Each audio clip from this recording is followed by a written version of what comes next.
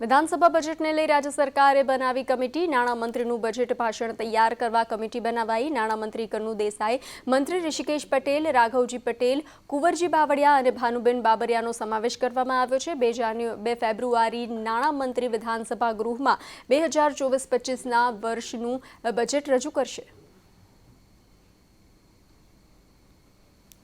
Vibrant Gujarat સમિટને લઈ ગાંધીનગરમાં તૈયારીઓ તેજ ગાંધીનગરને વાયબ્રન્ટ પહેલા સજાવવામાં આખરી તૈયારીઓ કરવામાં આવી રહી છે। ગાંધીનગરમાં રોડ રીસર્ફેસ ચિત્રકામની કામગીરી પૂરજોશમાં ચાલી રહી છે। અંડરપાસ જાહેર રસ્તા પાસેની દિવાલો પર સજાવટ કરવામાં આવી।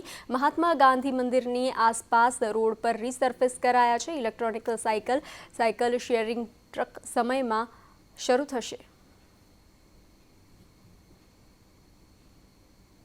અમદાવાદમાં ફ્રાન્સ કબૂતરબાજી કેસમાં મોટો ખુલાસો સામે આવ્યો છે। અત્યાર સુધીનો સૌથી મોટો ખુલાસો સામે આવ્યો છે। કબૂતરબાજી પ્રકરણમાં 9 એજન્ટોના નામ ખુલ્યા છે। તમામ 9 એજન્ટો સામે તપાસ ચાલી રહી છે। પ્રવાસીઓએ એક પણ રૂપિયો એજન્ટોને આપ્યો નથી। ટિકિટ વિઝા ફી સુધી એજન્ટોએ પૈસા આપ્યા। દુબઈ સહિત અન્ય દેશોની એમ્બેસીના સંપર્કમાં સીઆઈડી કબૂતરબાજીમાં 66 લોકોની ઓળખ કરી લેવાઈ છે। સીઆઈડીએ અત્યાર સુધીમાં 50 લોકોના નિવેદન લીધા છે। પ્રવાસીઓ દુબઈમાં 2 દિવસ હોટલમાં રોકાયા હતા।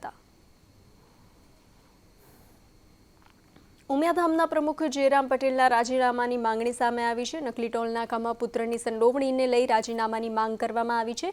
જયરામ પટેલના રાજીનામાને લઈ સોશિયલ મીડિયામાં વોર જોવા મળી રહી છે। જયરામ પટેલ રાજીનામું આપે તેવી પોસ્ટ સોશિયલ મીડિયામાં વાયરલ થઈ રહી છે।